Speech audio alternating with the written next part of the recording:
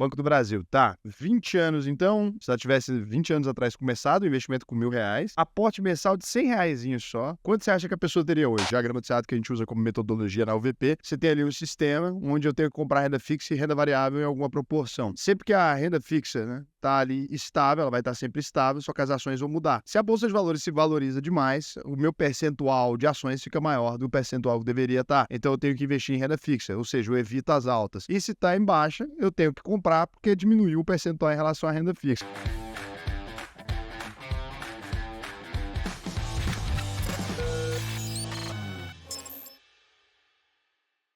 A bolsa brasileira, né, em reais, ela está se valorizando. Desde o começo do ano, em dólares, aí a gente está falando de uma queda de 16%, né, nesse ano agora. Mas, em reais, a nossa bolsa está em ampla valorização. Como você que está ali, eu estava falando agora, quem comprou Petrobras a R$ 16, agora está vendo ela a outro preço, né? Como é que essa pessoa pode fazer os investimentos dela? Na opinião de vocês acham que ela fica esperando a bolsa ficar mais barata ou ela tem como encontrar boas possibilidades agora? Eu sou partidário de que a gente tem excelentes oportunidades na bolsa desde sempre e que a gente precisa estar sempre investindo, né? Eu sou a favor de fazer os investimentos. Só que vocês atendem clientes que têm muito patrimônio. O cara não pode fazer um investimento quando a bolsa não está naquele lugar legal do nada, assim. Ele precisa ter um estudo, uma coisa, porque às vezes vai alocar um patrimônio grande e depois fica amarrado ali naquela situação. Como é que vocês enxergam isso e como é que você identifica essas oportunidades? Agora, qual critério, assim, ó, que você usa? É claro, são vários critérios, né, eu sei, mas qual critério que você usa, assim, para, poxa, faz sentido alocar isso aqui na carteira dos clientes ali? O que você encontra que o investidor de casa, que não tem dinheiro para estar sendo cuidado por um jovem desse patamar, você vê que ele está alinhado agora, né, desde que ele começou a cuidar, está quase 200 milhões, Malheiros? Passou já. Passou de 200 milhões. Passou de 200. O que você faz? Como é que é a estratégia aí que você tem utilizado para encontrar essas boas oportunidades? Eu sei que vocês estão investindo muito em bolsa americana também. Eu estou falando aqui do Brasil, especificamente hoje. Setores, várias empresas que cada um vai ter ali a sua peculiaridade em relação a como você vai avaliar. Esse primeiro passo é você trabalhar com empresas sólidas. Por isso que você não vai ter uma disrupção muito grande em relação aos múltiplos que ela costuma negociar. Você vai pegar empresas que já são consolidadas no mercado, tem um setor perene, tem uma dívida controlada e uma constante de lucros, certo? Esse é o primeiro passo. Se você fizer essa filtragem inicial e for comprando gradativamente, você vai ter sucesso no mercado. Agora, chega o pessoal aqui, ó, eu tenho aqui um patrimônio para investir, qual que é a sensibilidade que a gente vai ter? Como são empresas muito consolidadas, você vê ali uma empresa que tem um lucro crescente, né, se encaixa dentro desses parâmetros, negociando a múltiplos muito abaixo do que ela negocia, isso pode ficar uma oportunidade.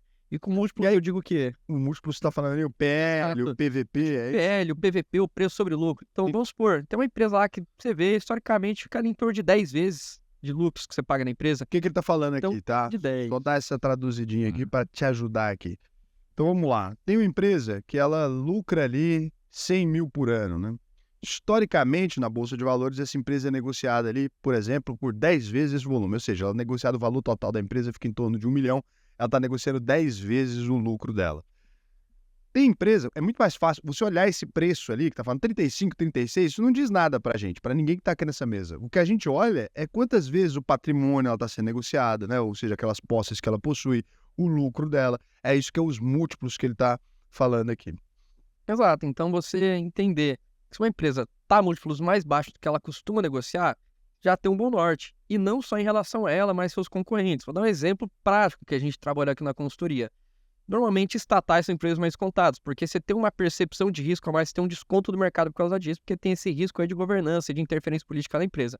Então, indo ali para os bancos, o Banco do Brasil costuma negociar múltiplos mais baixos em relação ao seu valor patrimonial. Então, muitas vezes você compra R$ 1 ali de patrimônio do Banco do Brasil por menos, justamente porque você tem esse desconto de ser estatal. Agora, o Bradesco, até um tempo atrás, negociava múltiplos mais baixos que o próprio Banco do Brasil, ou seja, um banco privado mais barato que um banco estatal. E com toda a solidez, né? Estava passando aí por alguns problemas, mas não deixou de ser um dos maiores bancos do Brasil, extremamente sólido, lucrativo. Então, já indicou uma possível oportunidade. Então, no geral, é comparar a empresa em si com o que ela negociava historicamente, até mesmo com seus pares, para você ver se faz sentido. Muito bom, é uma excelente dica, né? Comparar ali dentro do mesmo setor e procurar empresas que estejam negociadas a múltiplos atrativos. Tem que ser do mesmo setor. Não adianta você querer pegar um banco e comparar com uma empresa de energia elétrica, por exemplo. Não tem como, porque a gente tem que comparar laranjas com laranjas, né? A diferença de um setor para o outro, muitas vezes, é muito grande. Mas assim, hoje numa alta de bolsa, a gente pode mensurar que, para mim, não é o fator mais importante a bolsa estar em alta. A gente baseia muito isso no índice Bovespa, que a gente sabe que é um índice que mensura principalmente as empresas mais negociadas da bolsa e não necessariamente as melhores. Tanto é que, se a gente fez um backtest na nossa consultoria, e a nossa carteira de ações bateu 96% acima do Ibovespa nos últimos 12 meses, para vocês verem quão distante é. O que eu posso falar para vocês? Não levem apenas o preço em consideração, porque tem muitos outros fatores muito mais importantes que isso. O que a gente tem que ver é procurar empresas sólidas com bons fundamentos que a gente vai investir pro longo prazo, e não baseado apenas num curto prazismo, a gente comprar a empresa um pouco descontada, e daqui uns dias talvez essa empresa já não se enquadre numa questão legal aí de governança, de modelo de negócio, com uma empresa boa para se investir. Então, o conselho que eu deixo para vocês, não fiquem pensando apenas no preço e pensem muito mais nos fundamentos e no modelo de negócio da própria. Warren Buffett, né? Ele, lá atrás, ele gostava de seguir uma estratégia que chama Cigar Butts, que ele criou, que consistia em identificar empresas ali que tivessem mal das pernas, basicamente negócios que não estavam performando muito bem. Chama cigar butt porque quando você fuma charuto, não sei se você já fumou um charuto, né? Você vai fumando, chega no finalzinho, você não consegue mais fumar ele direito. Aí o que acontecia? O pessoal jogava isso fora, né? E foi assim que foi inventado o cigarro. Os mendigos pegavam ali aquilo ali, pegavam o tabaco e enrolavam no papelzinho e fumava, né? Que então ainda dá uma tragada. Então, o Warren Buffett descobriu traçou essa estratégia ali, descobriu esse método. Mas aí depois de uns anos, ele em negócios melhores, até que ele começou a entrar em empresas um pouco mais sólidas, apesar daquilo ter dado dinheiro lá atrás. Acho que a gente tem que, como investidor, né, normalmente você não é essa a função da sua vida, você não vive ali para investir. Então você precisa ir atrás de muito mais de bons negócios, que sejam oportunidades claras de você ganhar dinheiro sem essa nebulosidade, ou seja, empresas que estão lucrativas há muito tempo, né? Tem uma capacidade legal, tem um crescimento bacana, e se preocupar menos com essa questão do preço. Porque quando a gente vai para o preço, eu lembro que lá atrás, quando eu criei o canal, eu me surpreendi muito com as pessoas, porque eu achava a VEG um excelente negócio. No primeiro vídeo que eu fiz de VEG no YouTube, as pessoas estão falando que a empresa estava caríssima, cara. Fiquei sem entender, falei, cara, que doidura, né? Essas pessoas não estão enxergando o óbvio, a empresa investindo em indústria 4.0, começando a expandir, metade da receita dela vem de produtos que ela criou nos últimos 5 anos, 10 anos ali. Então, eu comecei a perceber que as pessoas não tinham um bom perfil de avaliação de riscos. E dito e feito, cada novo vídeo que eu fazia de VEG, ela ficava mais cara, as pessoas dizendo que ela estava mais cara, e a empresa entregando. E, ao mesmo tempo, essas mesmas pessoas que diziam que VEG era um negócio caro, olhavam para a Magazine Luiza naquela época, que era próxima à Magazine Luiza, todo dia ela era próxima à Magazine Luiza, porque ela multiplicava muito rápido, muito velozmente, e elas acreditavam que aquilo era um excelente negócio. Por quê? Porque os múltiplos estavam bons? Não, porque o preço estava subindo, né? Então tem que tomar muito cuidado com isso mesmo, escolher bons ativos. Manuel, né?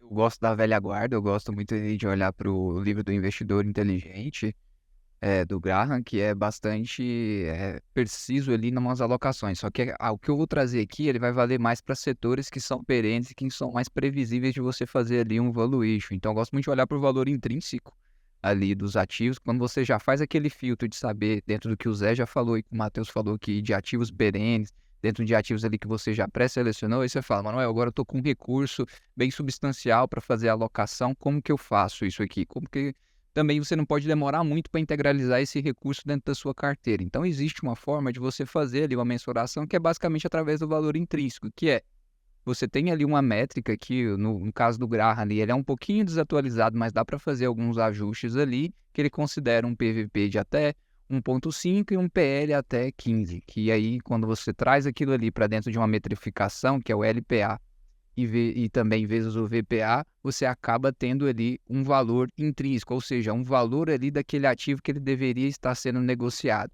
E quando você divide esse valor pela cotação do ativo, você tem ali uma margem de segurança para você saber quanto que aquele ativo ali pode valorizar. É claro que isso aqui é muito perigoso. Por exemplo, o Raul acabou de utilizar aqui o exemplo da VEG, e a VEG não dá para a gente se pautar nessa parte do valor intrínseco, porque é um case totalmente diferente. Eu acho que a VEG talvez a gente teria que olhar ela muito mais parecida com um case de crescimento no setor de tecnologia, que ela cresce exponencialmente, tá? Ela tem uma dinâmica muito diferente, tanto que se você for fazer essa métrica da VEG pelo valor intrínseco, você nunca vai comprar, ou você nunca vai achar que é a melhor janela, porque você vai ver ali que vai estar muito mais uma margem negativa do que positiva. Mas para setores perentes, como setor de energia elétrica, bancário, setor de saneamento, seguradoras, esse metrificação ela acaba valendo, e também para uns outros setores ali da economia, acaba que você vai conseguir ser bastante assertivo. Não quer dizer que isso ali é uma garantia, mas te dá ali uma margem de segurança. E se você tem um planejamento de longo prazo, em determinados momentos ali você pode acabar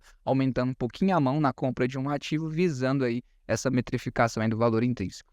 É isso, acho que se a gente procurar, né, o valor intrínseco, é muito interessante que muita gente já refutou o Graham. É muito interessante isso.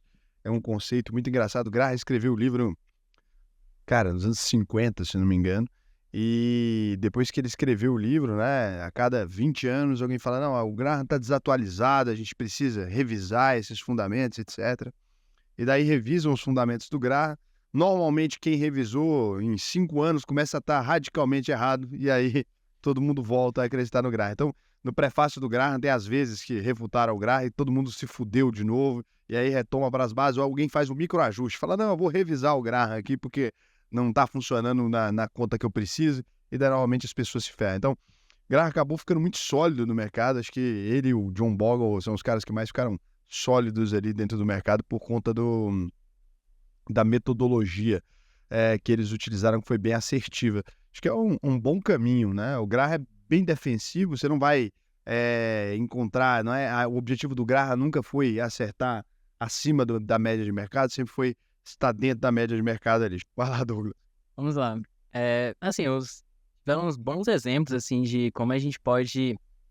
a nossa acessibilidade com a bolsa hoje, né? Então, na minha visão, quando a bolsa está batendo recorde assim, é o momento mais perigoso para o investidor. Na minha avaliação, aquele investidor que não tem uma estratégia tão clara. Porque ele acaba pensando, poxa, eu sou muito bom, então acho que eu já vou olhar investimentos mais alternativos, ou sair um pouco daquela estratégia que ele tinha adotado. Que no caso a gente utiliza estratégia de empresas perenes, empresas que, independente se a economia estiver boa ou ruim, eles vão performar bem. Então a gente sempre traz essa clareza para os nossos clientes. Então, às vezes, ele percebe, poxa, acho que eu já tive um resultado bem interessante aqui em bancos, em energia, agora eu vou me expor a modelos de negócio um pouquinho mais diferente. Por exemplo, tecnologia, ou às vezes uma empresa mais startup, por exemplo. Então, isso acaba que tira um pouco ali da sensibilidade dele na hora de aportar isso, o investimento dele. Minha avaliação, por exemplo, o QQQ mesmo, que é um ETF de tecnologia do SP 500. É claro que a gente está falando só do mercado brasileiro, mas quero dar esse exemplo. Ele, historicamente, está batendo recorde de cotação. E ele foi um bom negócio, historicamente, mas hoje parece ter um valuation bem acima da média. Então, nem sempre uma boa empresa, um bom ativo, pode ser um bom negócio se você comprar em um momento ruim.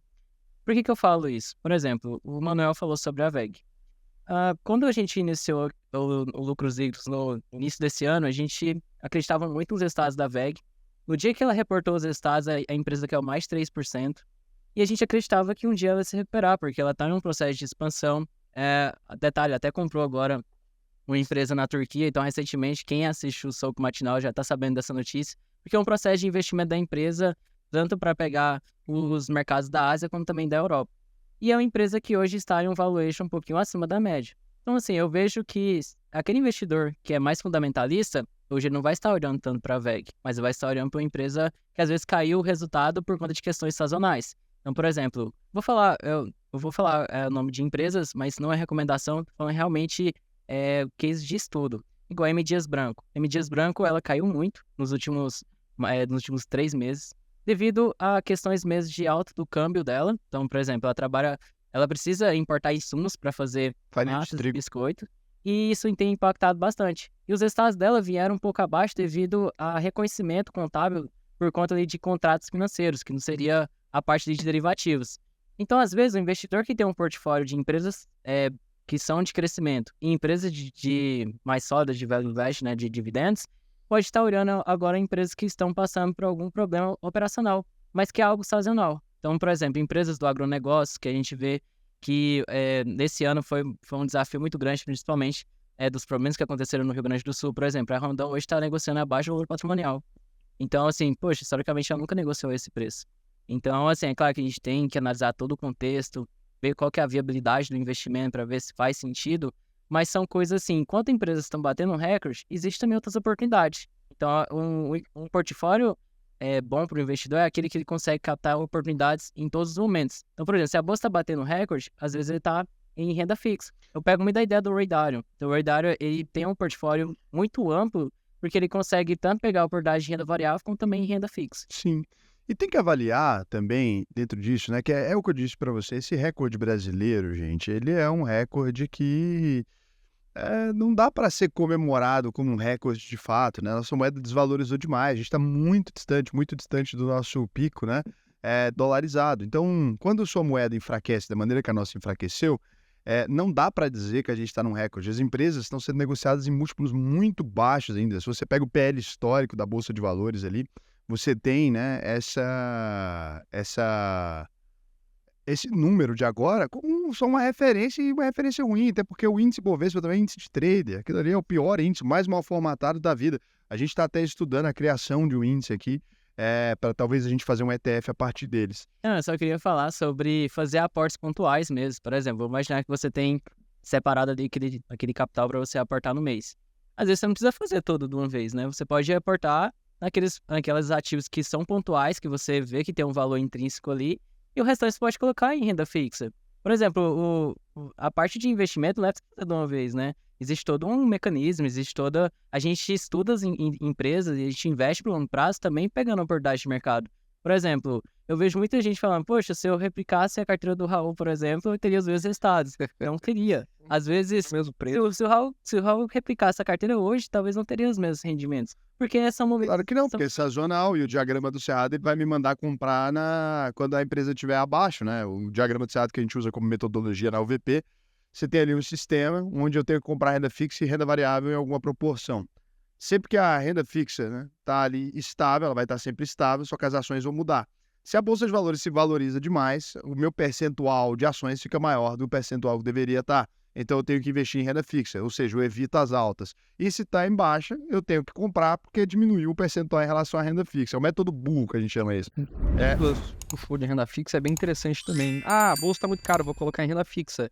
É legal puxar que você tem o que a gente diz de uma correlação negativa entre bolsa e juros. O que eu quero dizer com isso? Se os juros estão altos, normalmente a bolsa vai estar em período de baixa.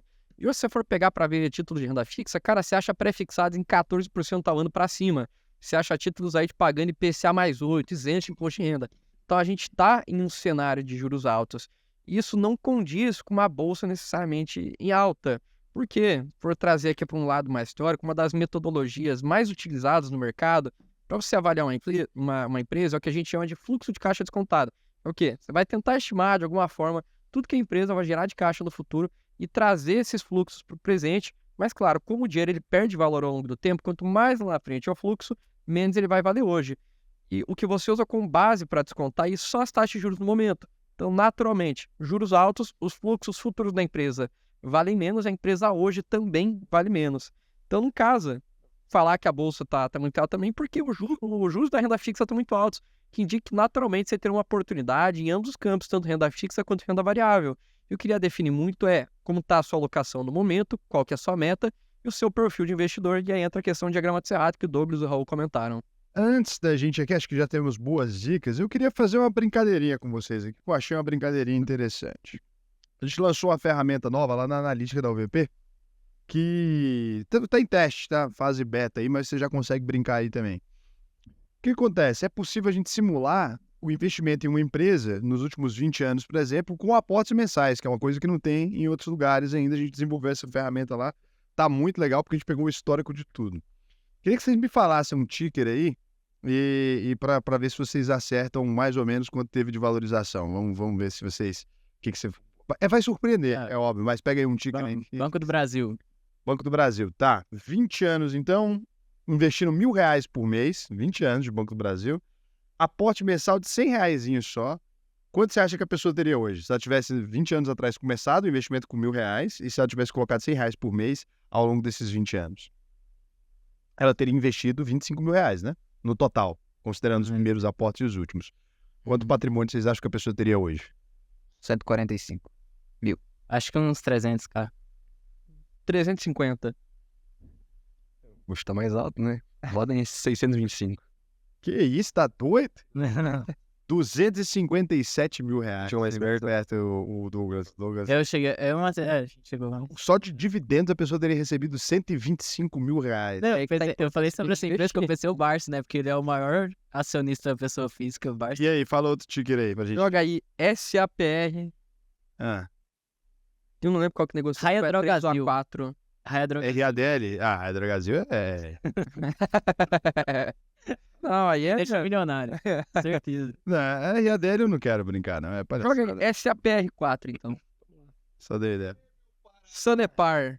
Caramba! Não, vamos raio Drogazil. Que isso? Ó, vamos lá, senhores. 1,5 milhão. 20 anos atrás, Não, agora é alto. 3 milhões. 20 anos atrás, a pessoa fez um investimento numa empresa chamada Raia Drogazil, né? Colocou lá R$1.000. Depois disso, ela investiu mais R$100 todos os meses com constância. Lembrando que R$100 20 anos atrás, gente, não era dia de pinga não, tá? Galera. Quanto se transformou depois desses 20 anos? Que é isso? Bonito. Vai, eu falei 1 milhão, mas 2 milha. 2 milha. Virou. Opa, os dois? Sim, bastante. Sempre escolher abundância. Isso, eu gosto da fartura. Bota aí. Eu vou chutar então 2.800. 3 milha. 2.600. 2.778. Cara, é isso. Não, é uma empresa... Eu queria mostrar pra É vocês. porque, na verdade, eu queria falar sobre a Raia também. Assim, eu não sabia que daria esse resultado, mas é porque é uma empresa que constantemente não paga tantos dividendos, né? Que aí eu Tá reinvestindo. volto a falar sobre isso, porque nem sempre a empresa que paga dividendo pode estar na melhor condição financeira. E a gente tem vários exemplos que a gente pode falar que empresas que continuam pagando dividendo ainda tem um alto dividendo. Mas ela pagou 400 mil de dividendos nesse período. Porque eu acho que é porque... Não é gigante, mas ela pagou um bom valor. Porque hoje ela valorizou tanto que o percentual em dívida... E isso aqui a gente está considerando reinvestir nos dividendos, tá, gente?